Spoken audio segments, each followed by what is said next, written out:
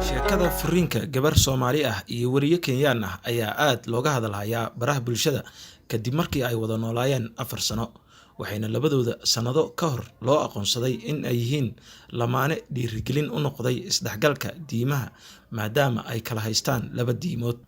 Binkatili oo ka howlgala telefishinka KTN ayaa haysta diinta Masiixiga iyo Aamina Muudey oo ah gabar Soomaali Muslim ah.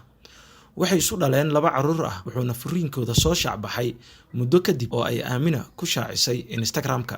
Warbaahinta Kenya qaar ayaa shaacisay sababta kala tagooda oo lagu sheegay in Aamina uu miisaankeeda cuslaaday dhalmadeeda 2 caruurta kadib, taasoo uu Binkatili ku qanci waayay. Aniga iyo Ben waan kala tagnay, mustaqbalka wax xigi doona ma ogi, laakiin waxaan ku faraxsanahay waqtiga quruxda badan ee aan wada qaadanay iyo ilmaha quruxda badan ee aan isku dhalnay, ayay tiri Aamina.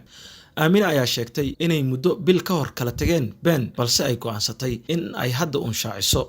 waxay ahayd 1 bil oo xanuun badan oo ay ilmadu iga qubanaysay. waxaan ogahay in maalin aan iftiinka heli doono, ay ku qortay barta ay ku leedahay Instagram-ka.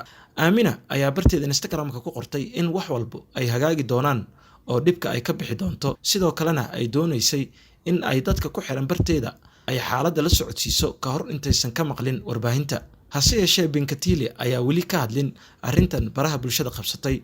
bishii November ee sanadkii 2018 Soomaalida Kenya ayaa aad uga hadashay guurka dhex maray wariyahan haysta diinta Masiixiga iyo Aamina.